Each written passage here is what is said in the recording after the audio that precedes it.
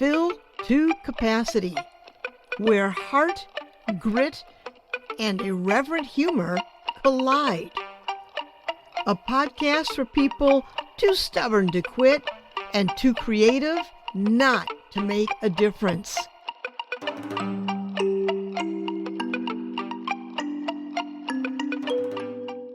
Hi, I'm Pat Benincasa, and welcome to Fill to Capacity. Today's episode, Designing a Life from Galway to Gondolas. My guest is Orna O'Reilly, interior designer originally from Dublin, lived in Galway, and worked in South Africa and Mozambique. She moved to Italy to become a full-time writer and has an award-winning blog called Traveling Italy. She is a contributor for travel and design magazines. In November 2012, she sold her home in Galway, moved to Italy, and bought a home near Padova. Padova is 23 miles or 38 kilometers west of Venice. Orna, I was going to ask you, is it Padua or Padova? Padova. Okay. So in Ireland, we pronounce it Padua because that's how it's spelled in English, but it's actually pronounced Padova. Okay. All right. Thank you. She met Tom Weber and they married in 2016. They moved to Ostuni in Puglia, where they lived for 7 years. Now, Puglia is located at the heel of Italy's boot. Now they live in Abano Terme, near Padova.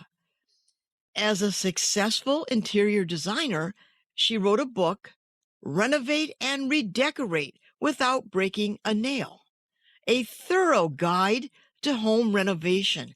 She then transitioned from nonfiction to books that she has written while in Italy. The first one, The Blonde in the Gondola. The second one, In the Shadow of the Olive Tree. And her third book coming out is Dark Harvest.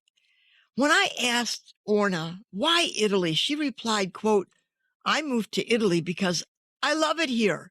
Quite simply, for the previous 10 years, I had wanted to live here. Invisible heartstrings pulled at my heart, and I have now been here for 11 years. Well, welcome, Orna O'Reilly. So nice to have you here. Thank you, Pat. Thank you. It's a pleasure. I'd like to start with, you were an interior designer in Ireland, South Africa, Mozambique. Then you decided to move to Italy to be a full-time writer. What sparked that decision? Well, I have been writing for newspapers and magazines for years, but always on the subjects of interior design and sometimes travel, but mostly interior design, because I was a working interior designer for almost 30 years. I qualified a long time ago and I moved to South Africa where I opened my own interior design business near Kruger National Park it's now a city, a town then, called Nelspruit. After I opened my business, I was invited by the Norwegian embassy in Maputo. There had been a 19-year civil war, and they invited me to come and do up their embassy and the staff houses in Maputo in Mozambique. And all the embassies came back. They had all gone back to their various countries when the war started, nasty civil war. So I, having just opened my business, decided that this was a wonderful opportunity. I flew over to Maputo, which at that stage was really derelict. I mean, potholes you get lost in your car and everything. So I flew in and I stayed in a very horrible little hotel because there had been nobody there for years. And I went to see the Norwegian embassy, and that sparked a really great business for me. I did more than 14 embassies, 4 banks, everything. I did huge work over there. And I had a tiny apartment in a street called Mao Zedong in the middle of Maputo, right up a little Art Deco flat at the top of a building opposite the police station in Maputo. And from there, I traveled over and back from Nelspruit to Maputo, a 2 hour drive every week. I used to stay 1 or 2 nights in Maputo. I had a very nice guy who minded my kids. He stayed with my kids for 1 or 2 nights a week. That was fine, so they were all right. I just worked away, climbed onto roofs and scaffolding and everything, and worked very, very well. Most of the workers on those building sites had never even been in a house before. They didn't even know what a curtain was, really. The poverty there was absolutely grinding. And I had one very, very dangerous incident where I was almost killed, really. I'm not exaggerating. I drove into the middle of a riot accidentally on my way over once. And I was alone in my Combi minibus, and I had all these rocks thrown at me. One just missed the back of my head and was thrown so hard it went out the opposite window, passenger side. I managed to get myself out of that, but it was a very, very frightening experience because Yeah. 5 people were murdered that day and their cars were burnt with them in it. So I was in them. So I was very, very lucky. So on and on I went. And then in 2000, I decided to come back to Ireland, to go back to Ireland. And I moved to Galway, which at that stage was the fastest developing city in the EU. And believe it or not, it's a small university city on the west coast on Galway Bay, which is very, very beautiful. And I bought a house in a beautiful little town, a village actually called Kinvara, on the southern shores of Galway Bay with the Burren Mountains right behind me, which was absolutely beautiful. I lived there for 13 years. And then I decided, as I came up to retirement, I thought, now I'm going to go to Italy. It was very interesting because the recession had just hit very badly in November 2008. And I had to decide then when I came up to retirement. I kept the business going, but it was very, very difficult. And I had to decide whether I was going to stay in Ireland or move to Italy, because at that point I couldn't afford to do both. I had to make a choice, sell my house, or I had always thought it would just be a holiday home in Italy. So I actually had to make a choice. And with the great support of my family, who thought this was another adventure for Orna, basically, I headed off to Italy, having wanted to live here for about 10 years, or certainly to have a home here. And I bought a beautiful apartment in a little hamlet called Faedo, which is only 20 minutes from where we're now living, which was fabulous. But it's extremely hilly in Faedo. It's in the Eugenian Hills, which is absolutely one of the most beautiful places I have ever been. Vineyards, rolling hills, olive groves. So I lived there, and then I met Tom, and we got married, and we decided to move south to Puglia. So we spent 7 years there. I never recovered from living up here. So we came back. In 2023, there were 5.3 million foreign citizens legally living in Italy. You and your husband, Tom, are among those millions. So I have lots of questions here. What are the biggest differences in quality of life that you've noticed between Italy and the places you've lived before? Right. First of all, I would say that one of the most amazing things here in Italy is the health service. It's absolutely incredible. It's so efficient. Because I'm retired and on a pension, an Irish pension, I don't have to pay for any medical anything. The 2 surgeries I had on my back in the last few months were completely free. Drugs, everything, the whole thing. It's absolutely incredible. Now, in Ireland, I was paying hefty medical insurance. Here, I don't have to do that. Health system here works on oiled wheels. It's complicated. You have to go through a lot of hoops to get the sort of service that you need, but it's well worth the effort. Do you Because speak Italian?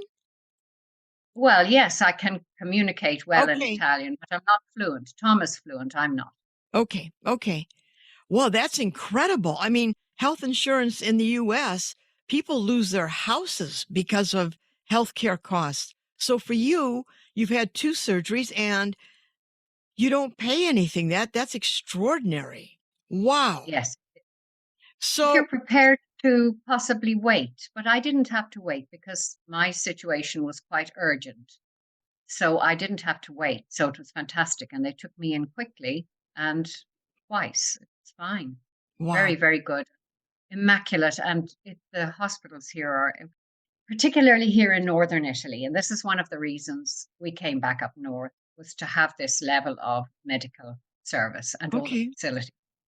That northern Italy is the wealthy part of Italy, Yeah. and the services are better here. South of Italy is beautiful, absolutely magnificent. Puglia is a beautiful area, but to grow older there is a lot more complicated Hmm. if you don't have family, because the families live together there. I mean, you have mom and pop, and you have all the kids and the grandkids all living in the same building, even in apartments adjoining or upstairs, downstairs apartments and duplexes and things like that. We don't have family here in Italy. Tom's and my families are spread, well, family, I like to say, are spread worldwide. Okay. Daughter in Australia. I have a son in Portugal. I have two daughters in Ireland. Tom has a daughter in Rome. His late wife was Italian, and he has a daughter in Boulder, Colorado. They're all over the place. So we have lots of places to go, and they like to come and visit us. Okay. Is Tom an American? Yes, he is. Okay. All right. St. Louis, Okay. Missouri. Yep. Well, I do understand what you're saying about the South. My parents were born in Italy, and most of my family came from the same village. So I understand very much the culture of the South is very, very different than the North. Yes, So, it is. what part of Italian culture have you adopted that has positively changed your daily life? I'd say, I know this sounds ridiculous, but food, for a start. The food culture here is completely different, say, to in Ireland or South Africa, where I lived, as you know, for also 13 years. And I grew up in Dublin. But the vegetables, the markets, everything here, I don't use my deep freeze very much for a start because I do a major shop. Well, I'm not at the moment because of my back, but I do a major shop once a week. But then I buy fruit, vegetables, fish, everything like that. And we try to, it's easy to stick to a Mediterranean diet.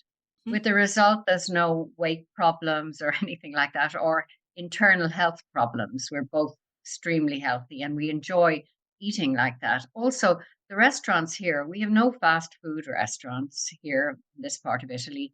There may be some in Padova or in Verona or Venice, but not here in rural Italy, no. There's no Okay. such thing. And we just feel we're very lucky to have. There's actually a Japanese restaurant here in Abano. I can't think of any other foreign restaurant, if you like, that is in this part of the world. So you're eating local produce and very good food is very good. And I enjoy cooking here much more than I did too. Of course, Okay. that also might be because I have more time because I have a husband and I'm not running a business. And It could be. could So be. I'm really curious. Will you describe a typical day for you in Italy, and how might that differ from your life in Ireland?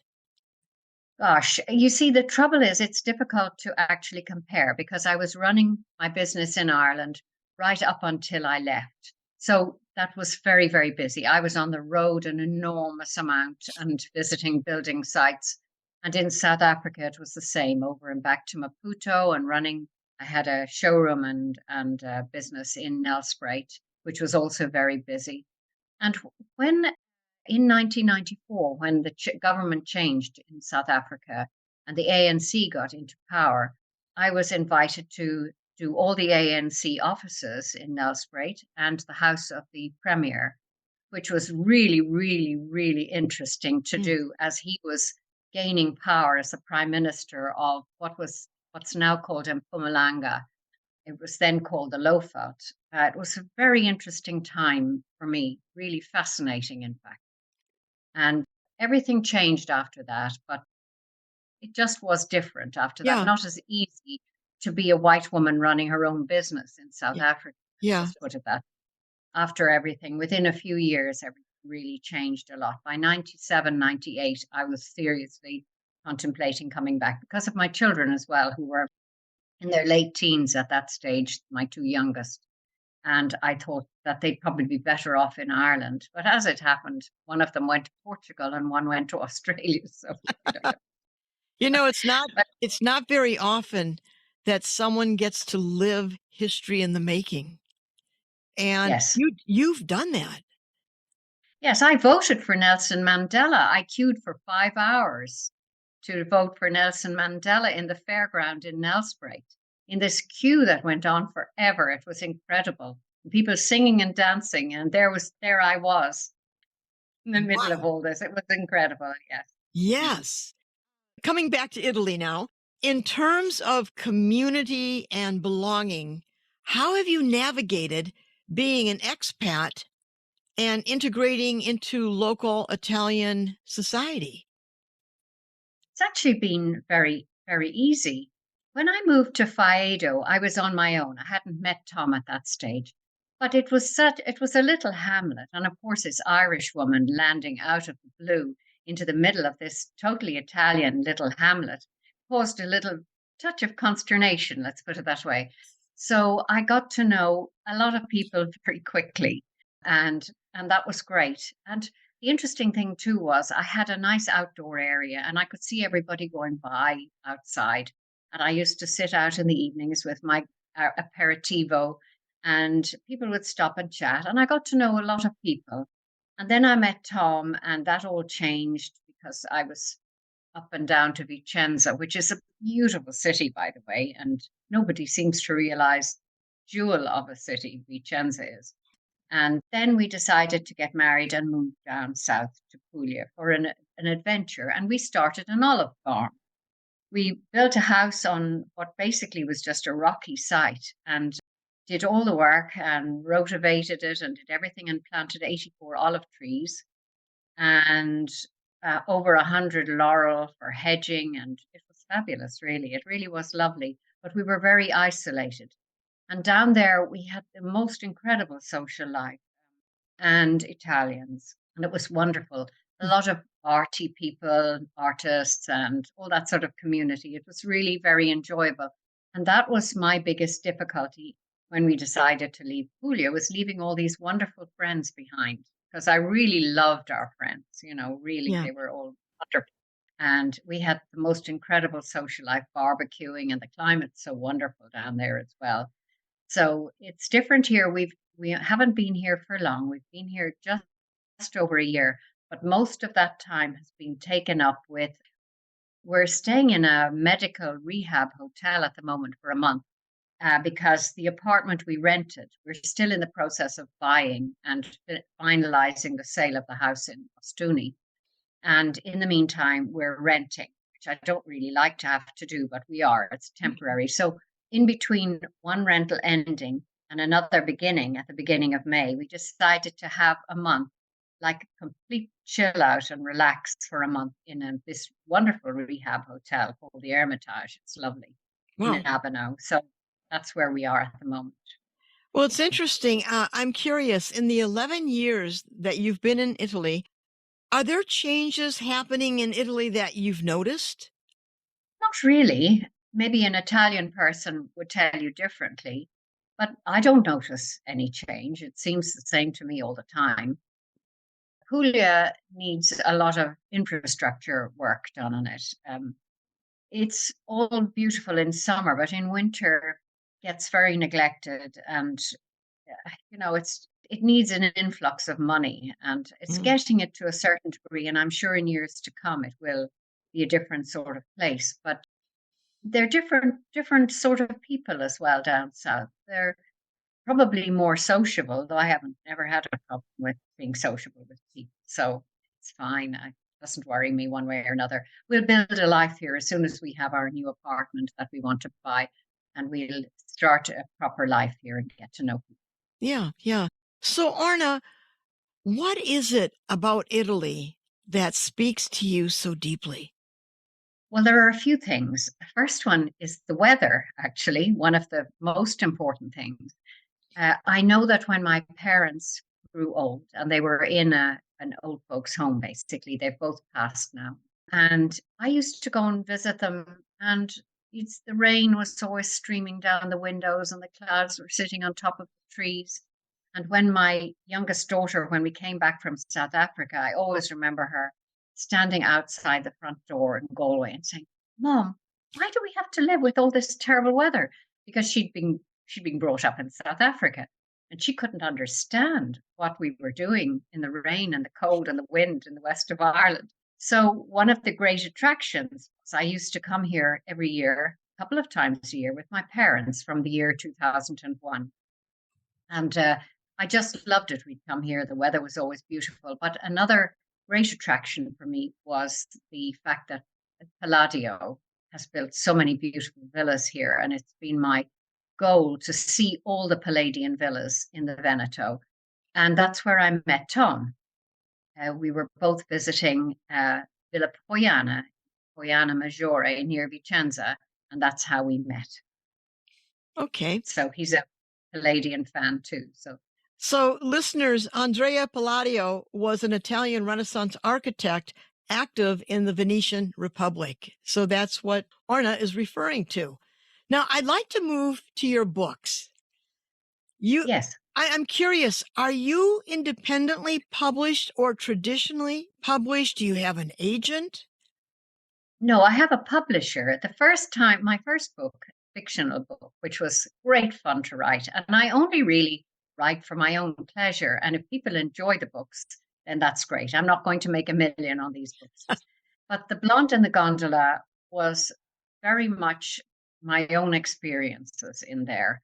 And it's set in Venice, which I love and know very well by now, obviously, from also being a travel blogger. I got invited loads of times to go on all sorts of tours of Venice with the tour people who wanted me to publicize their tours, which I did, and got to know Venice very well as a result, and the inner workings of Venice rather than just the tourist trail, and how you can enjoy Venice without being trampled to death by tourists, which is very important.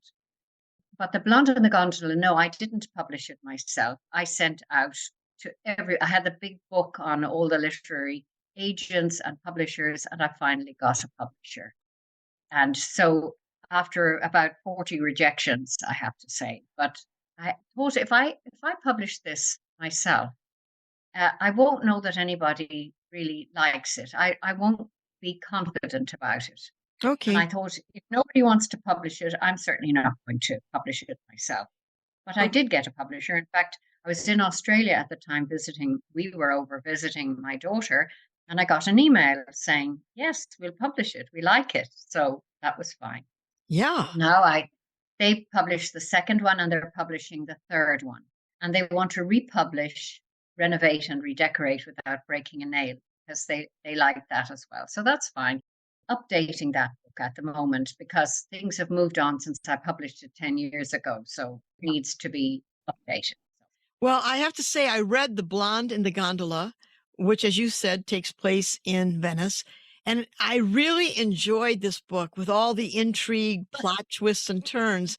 And I really enjoyed the rich descriptions of Palladian architecture and getting an inside look at interior design work, plus detailed views of Venice from Cali to canals to historical sites. I mean, that was really enjoyable. And then your second, Thank you. oh, you're quite welcome. And then your second book, In the Shadow of the Olive Tree, takes place in Puglia in the southern region at the heel of Italy. Now, writing about different regions in Italy, how do you capture the distinct character and spirit of each place? How do you do that? I think it's because I get such pleasure out of looking at things. I think having been a designer for so long and having been in the creative side of industry, if you like. I like looking at the details. I take a lot of photographs. The palazzo I described in The Blonde and the Gondola, I was in and I took photographs. I wasn't allowed to publish the photographs. I wasn't even allowed to say I'd visited there. But it's a beautiful palazzo and people live in it. And I described that entirely in the book, because I thought actually be able to visit a working palazzo just close to the Academia Bridge, the big wooden bridge that crosses the canal near Piazza San Marco. Absolutely beautiful. But I was surprised at the lack of luxury in it, actually. And I did it up in my mind when I was describing how Olivia renovates that palazzo. I was really describing how I would have liked to have done it up myself if I had been given that dream job that she got, basically. Well, it was so authentic. I felt like I was picking wall sample colors. I mean, I felt like I was right there. And so you did a beautiful job bringing the viewer into that world. Now, I follow expats in Italy. It's a Facebook group, and people who move to Italy talk about things like enormous red tape, bureaucracy, difficulty finding work there. So I'd like to ask, what challenges or surprises have you encountered while adjusting to life in Italy? I haven't encountered that many, to be honest with you. The bureaucracy in Puglia was a nightmare that I don't even want to go into it. I'd probably be sued for, for slander or whatever. But yes, we had difficulty with aspects of Puglia. Ostuni is basically a small town, and it's difficult to navigate your way through a place like Ostuni. Whereas up here in the Veneto, things go a lot more smoothly, and I have never run into any problems apart from my driving license. There was a mistake on my driving license that was reissued to me when I moved back to Ireland from South Africa. There was a tiny little error on my driving license, and I spent 2.5 years getting my Italian driving license as a result, because I didn't have enough Italian then to do my driving test in Italian. So I did not want to have to do it. So I persevered and persevered. We were down to first name terms in the driving license office anyway, in Este here in the Veneto. It was, oh, hi, Orna, ciao, Orna, when I'd go in, no news, sorry, no news. So 2.5 years later, I finally got a text from the lady in the driving license place in Achi in Este to tell me that, yes, it was true. You did So it. yeah, I did it. Oh, that's great. Other than that, I haven't had any problem because I'm an EU citizen to start off. It makes it a lot easier. Whereas Tom had a lot of bureaucracy to go through. The funny thing was, he had been living here for years with his Italian wife. She passed away, sadly, and he had been working for the American government. So he wasn't able to apply for residency before she died because he hadn't retired at that point. And he had a lot of problems getting his residency after she died. But he managed, but it was complicated. And also, when we got married, he had an awful lot more red tape to go through than I did. So things like that. It was more difficult, the fact that he was American, and it was easy for me being an EU citizen. Very easy. I did notice that on those expat sites on Facebook, many say the same thing. If you have an EU passport, life is much easier than if you're an Yes. American or a Canadian. It's a little more For difficult. Australian. Yeah. Yeah, yeah. Yeah. I also got the impression, I was really amazed at these sites, how many people want to go to Italy, to move there. Orna, what advice would you give to someone from another country wanting to move to Italy for the long term? How should they go about it? Well, I think, first of all, it's very much age related, depending on your age and whether you have family here or not.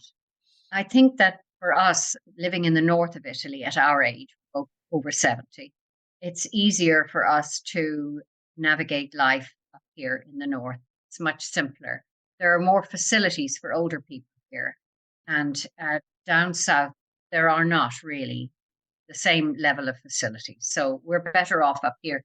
But for a young person wanting an adventure, down south is the place to go, I think, really. It's less expensive. It's got everything you possibly want, and it's really nice.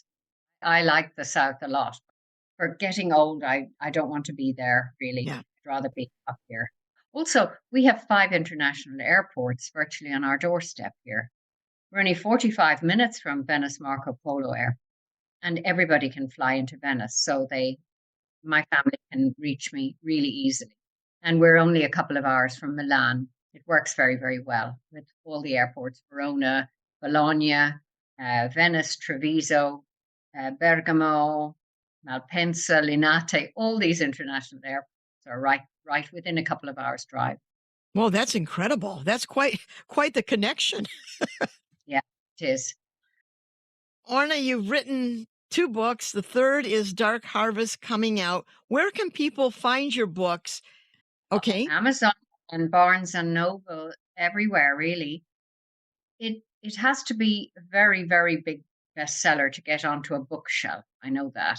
And the difficulty of publicizing my books from Italy when they're written in English and I'm Irish, that's made it very, very complicated. The publisher is in Cambridge in England, so it's become it's a little complicated publicizing them.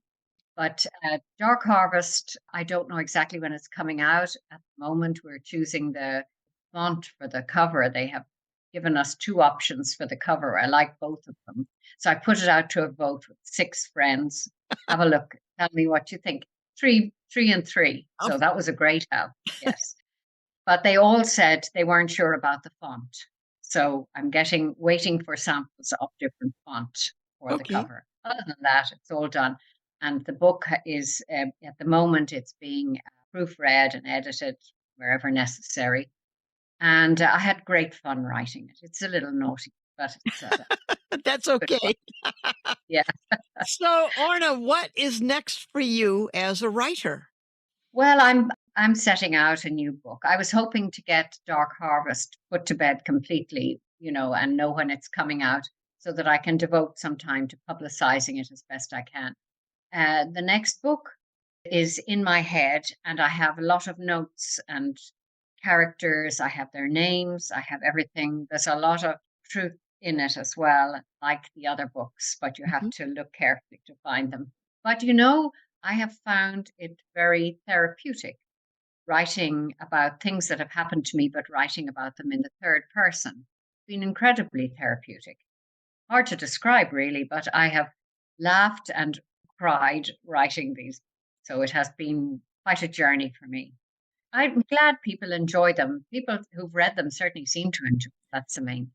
Well, there is a sense of authenticity, I have to say, in the character in your first book, Olivia. She felt very genuine.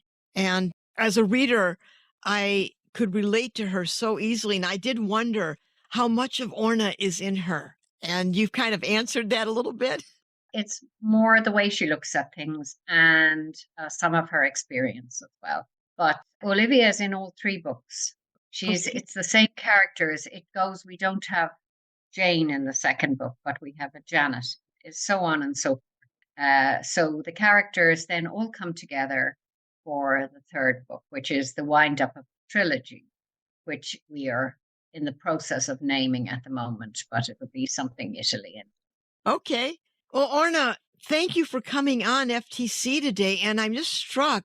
I almost want to call you a global citizen because of your travels and things that you've done, places you've lived, and the history you've lived through. I mean, that was really quite a story. And so thank you for sharing with my listeners this incredible tale, the travels of Orna. Yes. I just got itchy feet, I think, because if you think about it, I've been in Italy 11 years and I've moved 3 times. Yeah, I would say so. In the States, we have an expression, you have ants in your pants. Yes, I do. Okay. Yes. Okay. Itchy feet. Yes, I love to travel. I've traveled all over the world, basically, on my own most of the time. But that's another story. I was widowed so long ago that I had to decide, do I travel or not? And I just loved it. And I had such a busy life. It was so wonderful to travel. I've traveled all over the world virtually on my own. I think the thing that strikes me about you when you talk about being widowed early and you made the decision to travel, it's really you made the decision to live and to live Yeah. fully. Yes, I did. I didn't want life to pass me by. I wanted to explore all sorts of things. Ever since I was a child, I wanted to travel. And I remember reading travel books as a 10, 12-year-old in the library at school and just thinking, yes, I'd love to go there. Been to Egypt twice, love Egypt. All these places, just fascinating. Well, Mm. I have to say, Orna, completely and totally nothing of life has passed you by. Okay, rest assured. It's very, very clear. Well, thank you again for coming on. And it was delightful having you here. Thank you, Pat. Thank you very much. Thank And you. listeners, if you enjoyed today's podcast, please subscribe or tell your friends. Thank you. Bye.